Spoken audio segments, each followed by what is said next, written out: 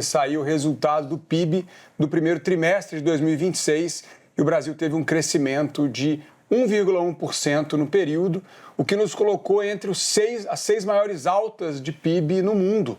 Ficamos, inclusive, acima de Estados Unidos, Japão, Alemanha, Itália, várias grandes economias, principalmente puxado pelo agro, né? O agro aqui ele cresceu 2%, a indústria 1% e o setor de serviços 0,5%. Então, a gente ficou aí muito bem posicionado. E, claro, aí podemos olhar de duas maneiras, né, em relação a esse...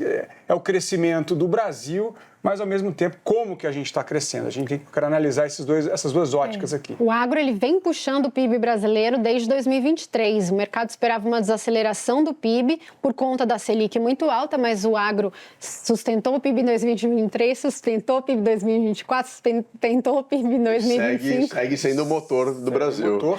Importante ressaltar que existe um investimento do governo, existe um subsídio para que o agro aconteça e isso daí é uma pauta que o Brasil é forte nisso. Né? O Brasil ainda é um grande exportador de commodities. O que eu achei interessante é que o PIB americano não veio muito forte. A gente teve leitura na semana passada, então o PIB, como você mencionou, o PIB americano...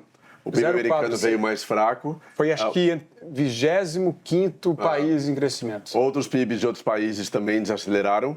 Mostra essa questão de será que a economia americana está desacelerando ou não frente ao possível cenário de estagflação, ou seja, inflação alta e crescimento econômico mais baixo, que é o grande medo, a grande preocupação de qualquer economista, de qualquer presidente ou membro de Banco Central, enfim, qualquer formador de política monetária e de políticas públicas.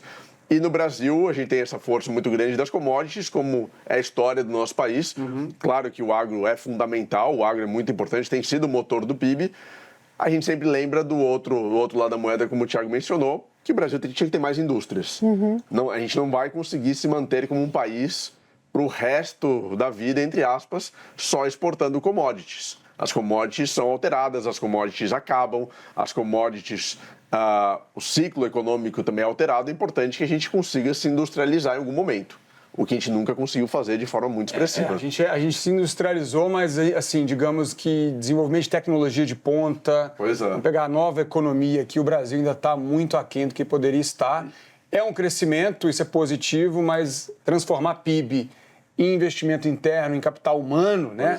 Investimento em capital humano, a gente tem aí ainda um país com uma baixa educação média, com baixa formação profissional. Isso reflete nos investimentos, reflete na Bolsa. Quando nós olhamos as maiores empresas do Brasil, as mais relevantes na Bolsa de Valores, a gente sempre encontra exportadoras de commodities e bancos. O Brasil não consegue sair disso em termos de economia. Claro que existem muitas outras empresas, várias atuações econômicas, mas olhando para as maiores empresas do país, olhando para a Bolsa brasileira, sempre são dominadas por exportadoras de commodities e bancos. O Brasil precisa de mais indústrias, obviamente. Uma coisa que me preocupa no PIB do Brasil é que ele é um PIB muito concentrado, né? Ele vem sendo um PIB muito concentrado, o consumo ainda patina, a gente vê também gastos do governo ainda bastante forte, mas investimento muito baixo, nível de investimento extremamente baixo, o que é muito ruim para o PIB no futuro, ao mesmo tempo que quando a gente olha a nossa dívida, ela cresce a passos largos com uma Selic de 14,5%, com um custo médio da dívida pública em torno de 12,5%. Então, você tem uma dívida que cresce a 12,5% e um PIB que cresce aí a 2%. Esse é um bom ponto, né? Como crescer sem investir?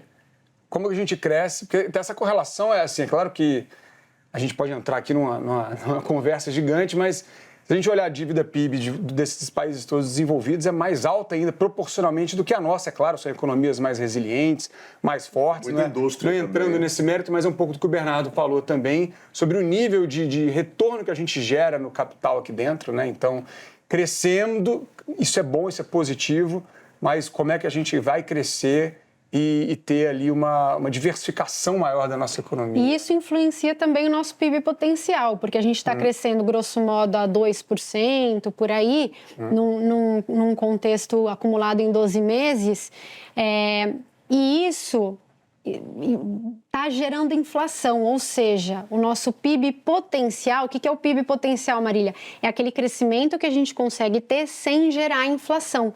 É o tanto de máquina que a gente tem, é o tanto de capital que a gente tem, que a gente consegue produzir sem gerar inflação. Ou seja, um PIB de 2%, que é um PIB relativamente baixo, já faz com que gere inflação. Ou seja, o PIB potencial do Brasil é muito baixo. Por quê? Porque não há investimento.